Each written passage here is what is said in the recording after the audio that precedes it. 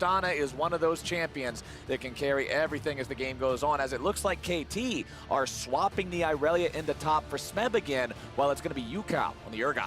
Yeah, I had such a hang up on, is Yukao really going to take the Aurelia matchup into Syndra, looking for those kills, having to call the jungler and things like that? Is not the case. With 2 seconds left, they make the swap. It will be Smeb once again in the top side, taking Aurelia into Aatrox, who can use the dash and the mobility to try and avoid sweet spots on the Qs. But Urgot mid is such a different beast to Urgot top, where he largely negates and goes even at worst. In mid lane, he's going to be heavily outranged by Yukao, who go through a corrupting potion very quickly. This is not necessarily going to slow down Rookie, who is such a beast on the Syndra. That cannot be overstated. Exactly. This is much more what I was expecting from the matchup.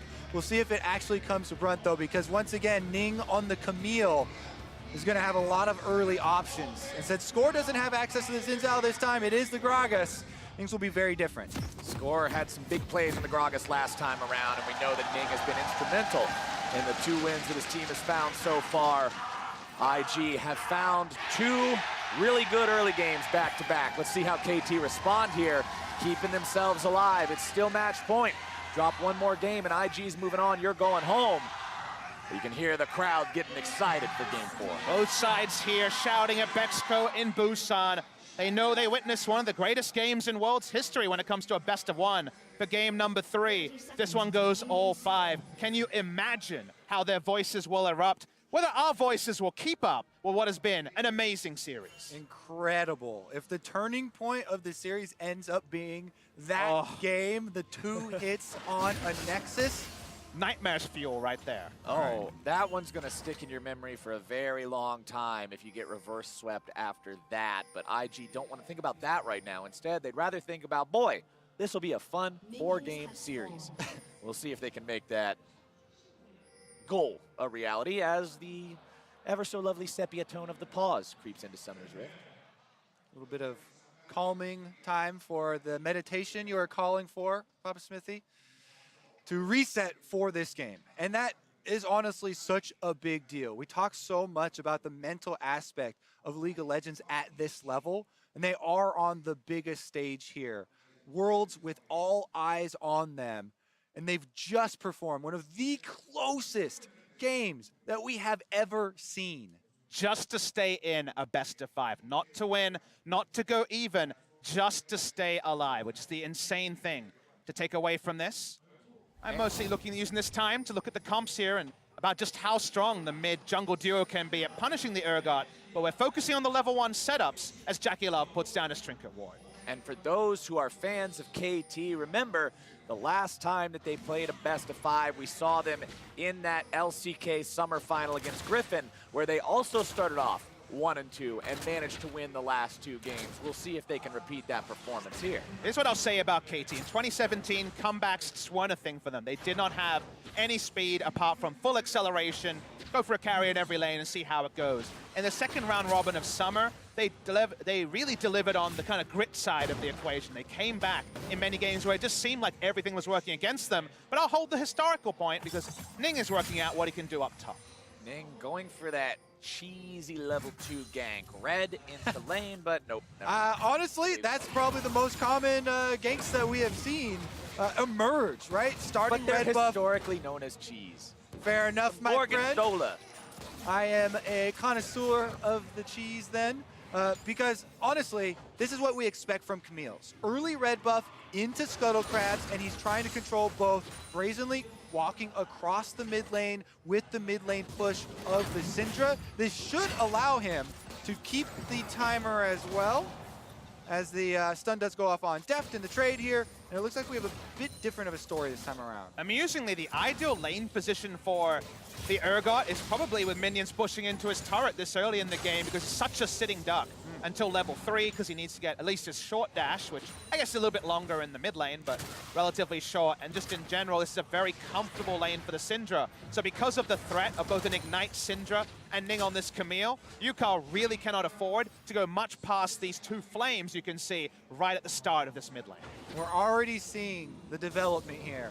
Rookie starting to eke out his CS lead in the mid lane, pressuring back the Urgot, allowing for a little bit forward placement of the jungler. Exactly what Camille wants to do. Both scuttles is an amazing start for this team. Well situated to next put their first ward line up and a little bit deeper into KT territory. And honestly, we've hyped up Rookie so much throughout this series, and for good reason. You can see his stats on your screen right now, averaging 3 kills and assists at 15, up 24 CS, which is on par with his CS difference at 15 throughout the group stage. He is the highest ranked individual player in that stat of any player in groups. And fun fact, Duke, who's been subbed in for the top lane for IG this game, has the second highest at 19. Definitely impressive stats. For the side of UCal, I should definitely mention that with KT Rolster, we have seen so much of him playing to enable the rest of his teammates. If you remember back to the original game we had in this series, his Galio teleport bottom very early, gave up an entire wave of minions as well as both of his summoners to help the bottom lane get ahead. Even though they didn't win, that is the type of thing that we have come to expect from him.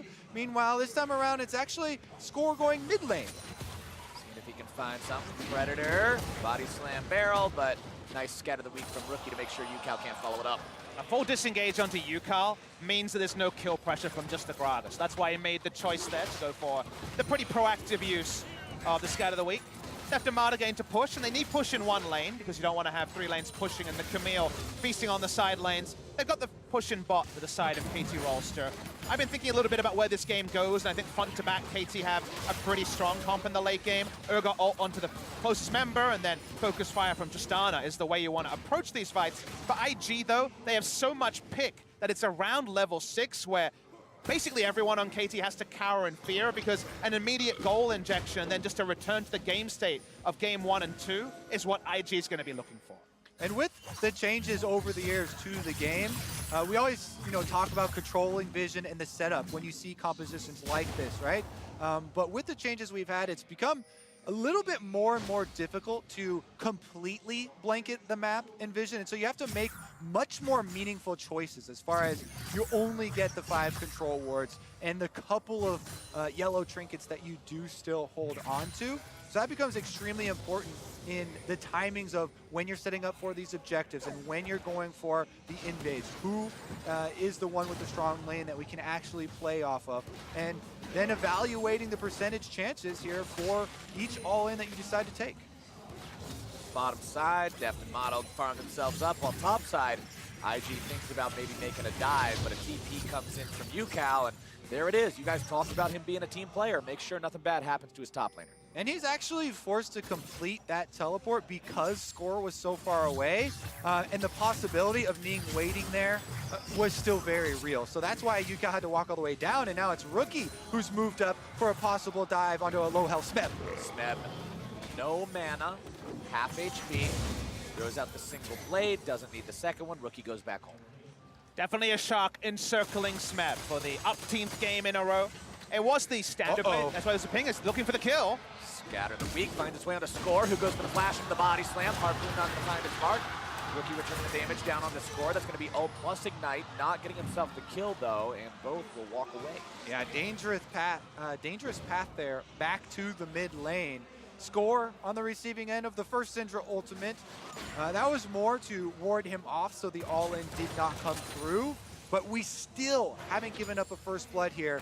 7 minutes into the game, playing a lot more respectfully. The Score's bro status is definitely confirmed by the fact that he traded flashes with the Syndra. Flash and Ignite down means that UCal, who's been averaging what? Giving up 1 or 2 CS per wave in respect, has had to go Spectre's Cal first. Might actually be able to push up. And speaking of pushing up, that might be the downfall of Smeb.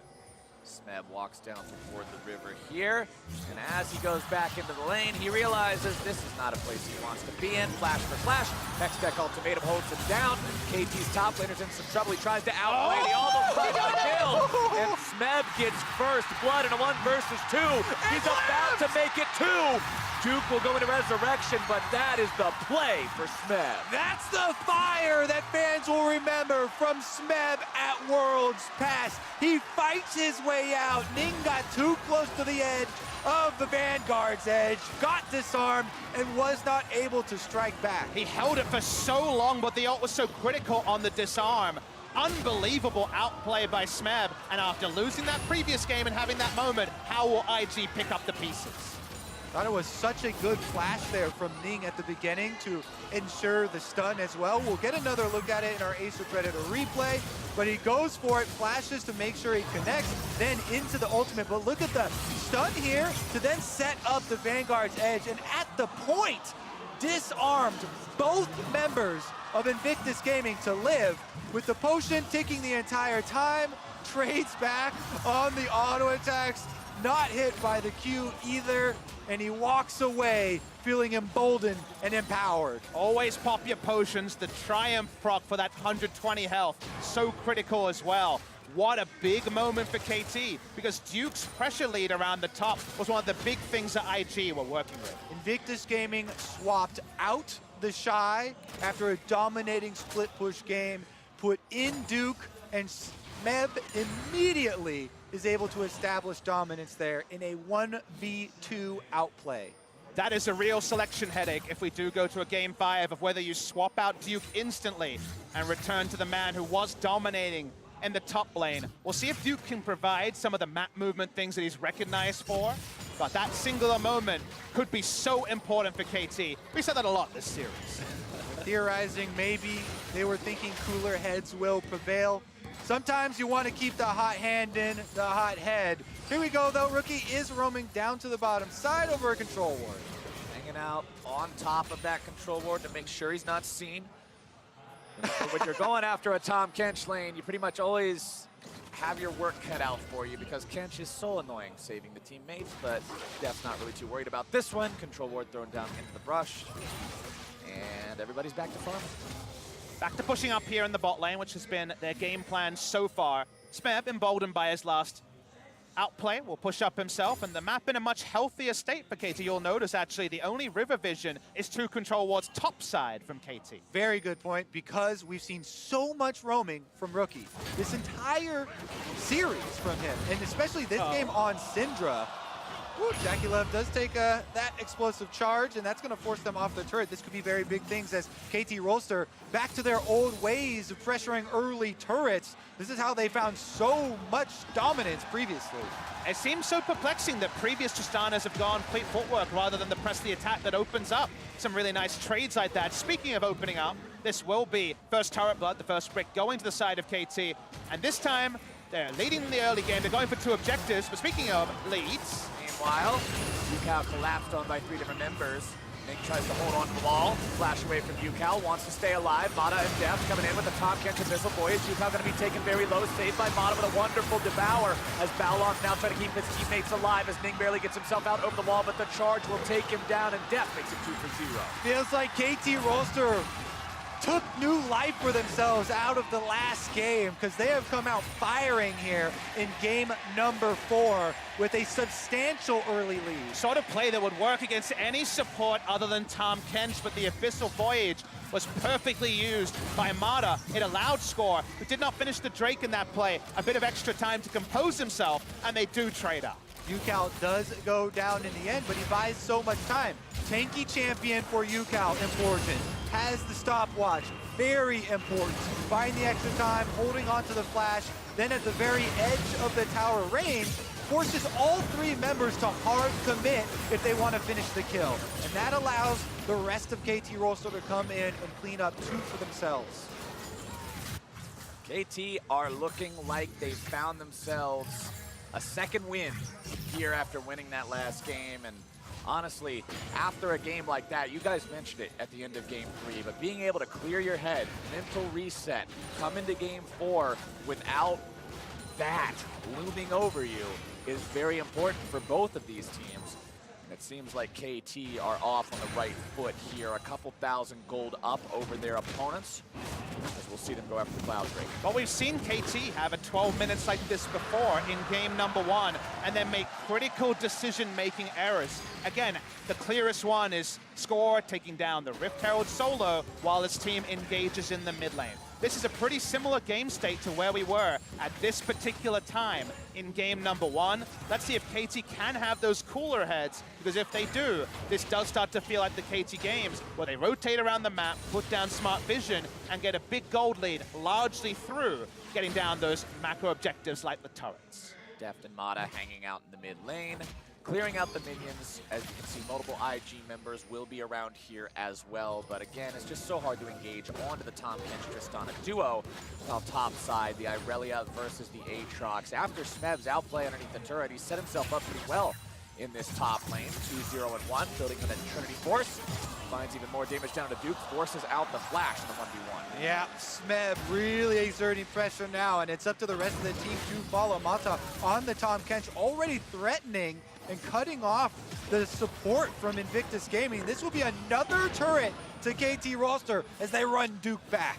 Score pops the Predator, tries to go in for the body slam into the barrel. Instead, just keeps Duke away and provides cover for the objective to be taken. KT are up over 3,000 gold. And it took 4 games where we've seen the sort of suffocation that the analyst desk was alluding to in the pregame. But again, we want to see how KT continue to push this forward. It's a reminder of the group stage. It's a reminder of KT's potential. But IG still do have very healthy farm, specifically on the Syndra, and competitive in the other lanes. This game is far from done, and if you ask me about IG's scaling, the mid-game is where they really reach the apex of their potential, specifically when Kai'Sa gets towards the second item. Well, she's still got to worry about her first right now, still holding on to the pieces of that Stormrazor, which has already been completed on the side of Deft, working on the Zeal evolution next, as Smeb heads back into the top side to farm things up. And Smeb, he was the one who fell behind last game. He was the one who was constantly on the back foot trying to defend against that Fiora, and of all the players on the team of KT Rolster, he was the only one heading into the knockout stage that wasn't a top 10 KDA player from the stats in groups. But so far in this game, he's making the individual plays to stand out. And he is a critical part of this composition for KT Rolster. Let's talk about why we feel like they have such a good handle right now. And a lot of it is due to them having the advantage in the split push and a Tahm Kench. Tahm Kench completely changes the way that you allocate your lanes in the mid game.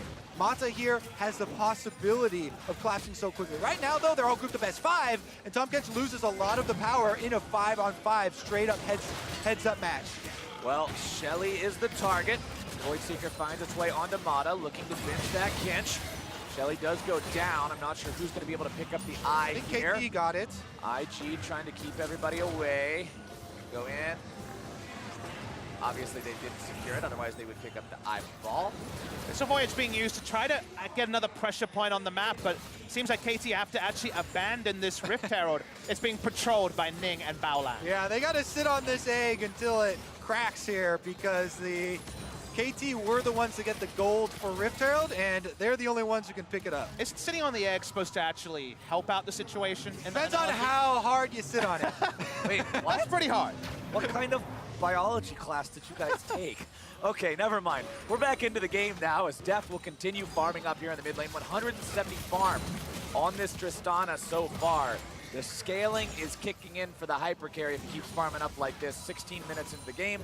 Trist, of course, one of those champions that back in the olden days of not Stormrazor existing, it was the 3-item power spike, and she's still going to be pretty darn scary at 3 items, but Stormrazor helps her feel a little more whole soon. It's kind of that surreal point where when you go press the attack Stormrazor, you can duel enemy threats quite well, but it's still, if you're auto-attacking onto someone like Baolan with his Unbreakable up, or even Duke, you still do feel that damage fall off that Tristana has always been associated with. A rapid fire cannon can start poking away at turrets, but that Troughin damage is still situationally there, depending on who the threat is you're hitting. All right, again, it is up to KT Rolster with the power in their hands, pushing on the sideways. They have the Tahm Kench. It's up to them to set their vision on the side of the map they want to create the play. Right now, Invictus Gaming, they're trying to control the ways that they push to them, but it is much more defensive-minded, and they're going to be up to them to react to the pushing here from KT. Last game, KT did it well enough to be able to come back and win a base race. How well can IG staunch this bleeding now, as Yukao will be put into the top lane to keep on pushing up. Still no items completed. Has that garage sale hanging out in the inventory because unfortunately he hasn't been able to complete anything due to needing to rush the Spectre's Cowl early. See how soon he can get something going there, be more useful in these fights. Of course, he always does have the execute still. He's definitely happier in a side lane than a Ignite Syndra who's picking up minion waves on the turret.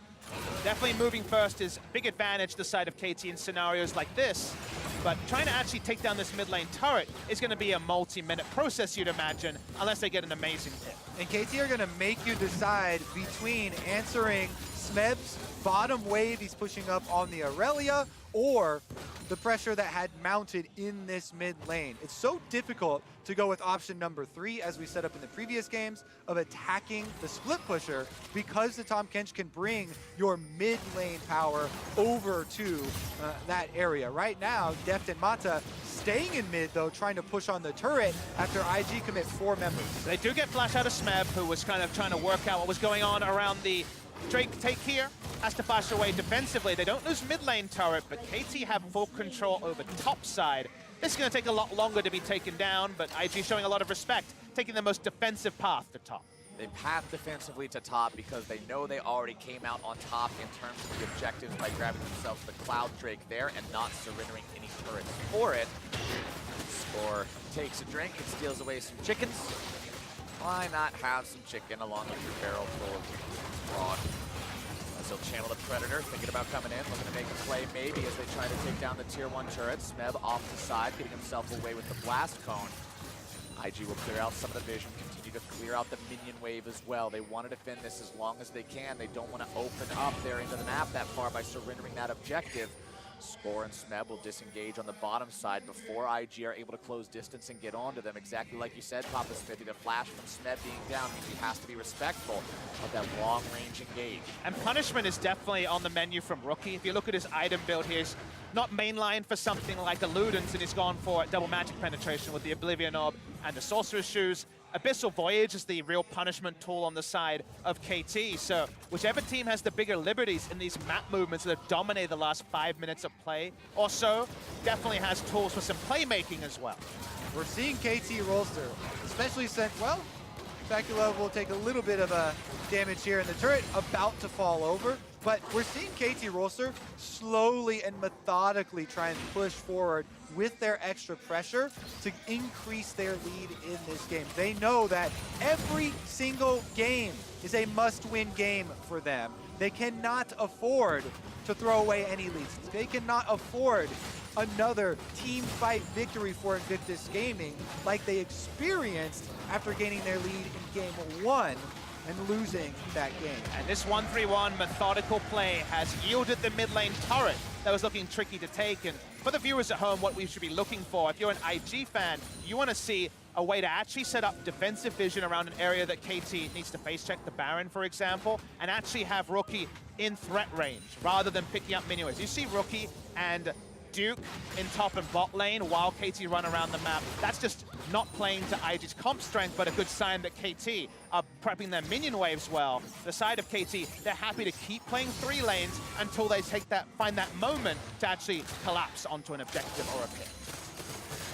KT are also making sure they give as much farm as humanly possible to their AD carry, and in groups, 58% of their lead at 15 minutes was Deft. They put so much into him. He was how they succeeded so frequently. And here in this game, sitting on a kill, sitting on 2 items, sitting on a CS lead of 25 over the next closest person in the game, which is his counterpart in that Kaisa, he's in a good spot to be powerful in the mid game. I also really like the Tristana pick as far as Buster Shot does have a lot of answers for the small amount of engage that Invictus Gaming have. If a Camille uses the Hextech Ultimatum, then Deft can answer that ultimatum with the Buster Shot pretty quickly, forcing him out of his own area and thus breaking it. Or the other thing that you'll usually see is Aatrox popping his own ultimate just for the speed to run at people to get picks can also be used there to try and get a knockback. Very effective tool, plus the ability to buffer through CCs like we saw him do in the laning phase against the Braum stun, using the rocket jump just to make sure you get out of those as well. Tristan is such a safe champion, and Deft, the mechanically talented player, knows exactly how to get the most out of those as he'll continue farming up here. But let's put it together. Now we get even more of a confirmation of why the Zac ban, because what was available? Camille and Sin to run at you. Tristana disengages them well, can't do that with the Zac. KT used the ultimate here to get another turret. That's number 4, 4-0 for the side of KT. Number 4 means a 5K gold lead as KT continue to own this map. That is the effective use of the Abyssal Voyage. Tom Kench's late game wild card that we just saw there earns them an objective with the very quick movement of every member over to the bottom side. Now they're positioning within the Invictus Gaming jungle for a possible play around mid. Predator Pop now should signal Invictus Gaming that they were looking for something. Now this brush is the one that EDG used to punish KT Rolster in the group stage, and it seems like KT have done their VOD review on that one. They do not want to set up a vision brush that has Rookie in threat range. I see Rookie pretty close to KT members, but Tom Kench is on you. Smeb on the flank. Smeb wants to see if he can find something onto anybody, even Baolon.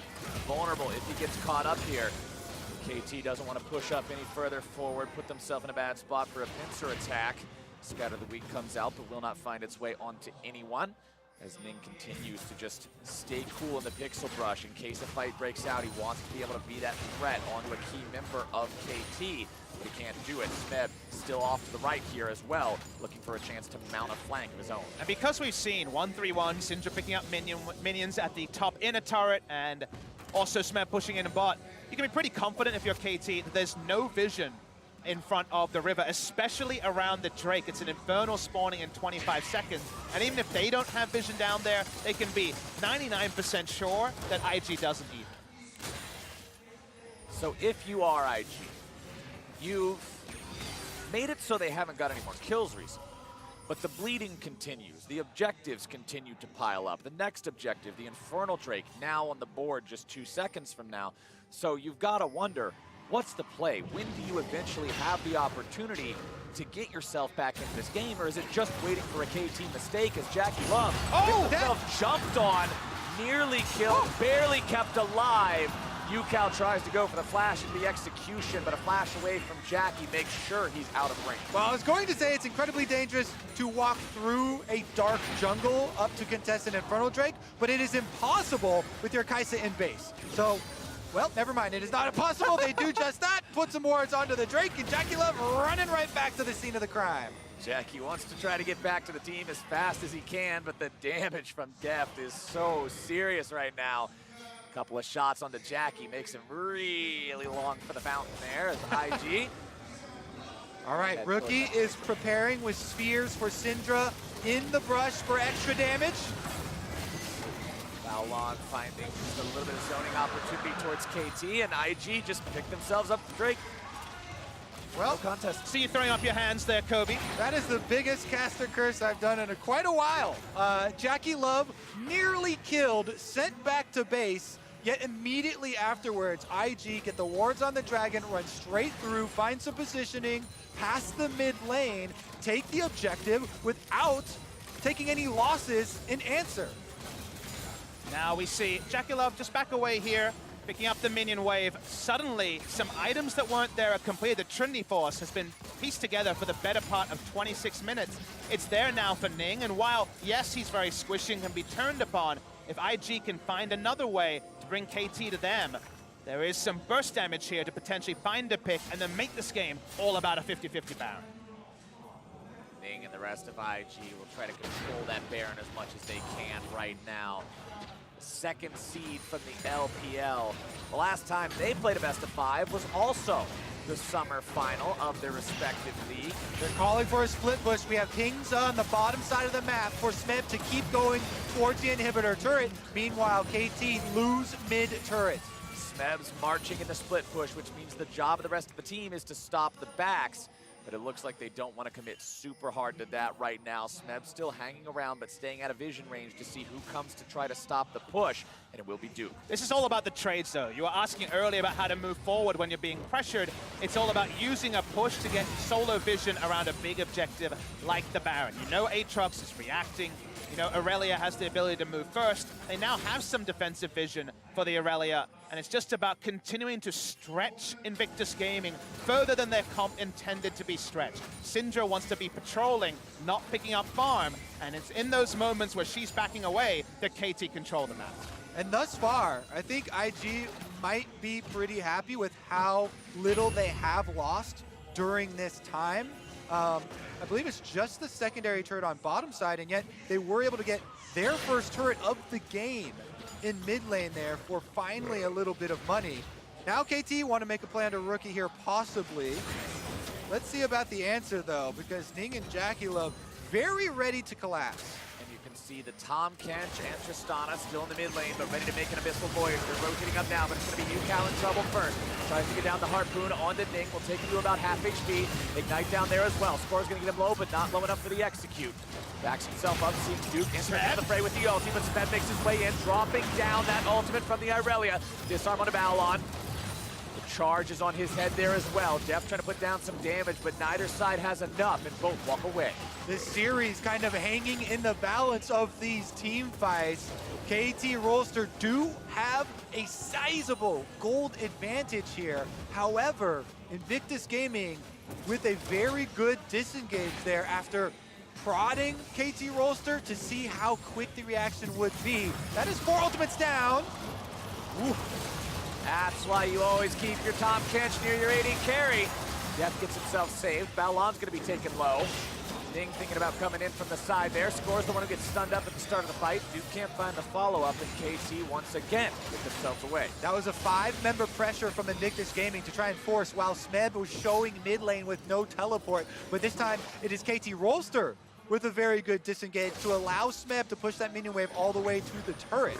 A slow push in bot lane as well means the Aatrox has to answer. This is the moment to walk up, and that's why you see KT in a turret. KT doing a good job fighting back 4v5 means the map opens up to them, and they get to take down the tier 2. Control from KT Rolster earns them another secondary turret here. It is at a slow pace, but it is still increasing. And again, they're leaving behind wards every time they push in. And the wards that IG had on the map are either timing out or being cleared in the process by KT Rolster. So every time they get a moment's breath here, when you have a reset and base from KT Rolster, they have to go back out, replace those control wards, and reset up. And it really does play to the point we talked about earlier about effective DPS or damage uptime for a carry. If we were playing this from the perspective of IG, you're always second guessing. You're always getting ready to mouse back and move back for fear of being caught. So the chances of actually being able to stick and engage or even make an outnumbered play that on paper seems possible, but the probability is so wildly off because you have limited information, makes it so tricky to actually get back into this game for IG if KT can continue to play as disciplined as they were unable to in game number 1. Checking in on where everyone's at, a couple of big purchases are coming online. You have the Guardian Angel completed for Smeb, so the next fight he's got that second life. Void Staff for Rookie means any magic resistance being built on the side of KT, like that Negatron close you can see for Score, or the Hex Drinker for Def, is going to mean that much less. Also, you've got the stopwatch on the side of Score as well, so he can go in, make the initiation, and still keep himself alive. Same thing being said for Mata. The fights have been non-existent for the past 20 minutes, almost. There haven't been any explosive kills. There have been some attempts. But now we'll see where it goes from here. KT thinking about a teleport, but they cancel it. Just continue pushing up this top side. That was actually huge. Abyssal Voyage plus teleport used there from KT Rolster with Dragon just spawning right now and Baron Vision easily contestable. Now it's Invictus Gaming actually with the onus to push both mid and clear out Vision at the exact same time. KT Rolster being punished for all those resources being used topside. It's not going to mean an inner turret going down, but it does mean map positioning his IGs to control the fade-off for the first time in a long time. So nice move there. I think Score was trying to get over and his body slam was interrupted. I couldn't tell for sure. That's what it looked like, and they will yield a further objective in the Ocean Drake. For a team that's down 6,000 gold and has not been in control of the tempo for a long time, IG is doing a good job on these Drakes for themselves. 3-1 will be the final elemental count. KT thinks about the option for a fight here. 5 men strong in the mid lane. Doesn't matter if you have the teleports, if everybody's grouped up for a big team fight. Things off to the side in the brush, has to retreat as Smeb makes his approach. It's not a 1v1 that Camille's gonna win at this point in time. Def trying to find some pot shots onto these guys, but won't get the opportunity to land too many of them just yet. And I think this is the moment where you have to look at KT and say, okay, easy objectives are down. What is their map? What is their vision to get the big objective, which in this game is certainly the Baron. They don't have top enemy red side control. This seems like a game that requires multiple invades into the red side to truly get control and take advantage of, say, back timers from IG when their wards are cleared out, or some sort of miraculous pick. But when there's a Braum on the enemy team, there's not a lot of pick, so they're going for the last easier objective in this last inner turret. There you go. KT secure it for themselves. UCal will take a couple of bumps on the head for it, but that's all. KT trying to rotate themselves back through that red side jungle now, set down some vision as they go. Getting away from the scat of the week means nobody's going to be caught out any further. It looks like UCal's going to get himself back to base. All right, we are entering the steps of the late game where the AD carries step up or go home. Everyone else is important, but mostly in relation to how they play around both of these marksmen. Deft, the veteran here for KT Rolster, and Jackie Love, the one who has not yet performed under these high-pressure situations. Now, wielding the Kaisa, scaling multiple items into the late game.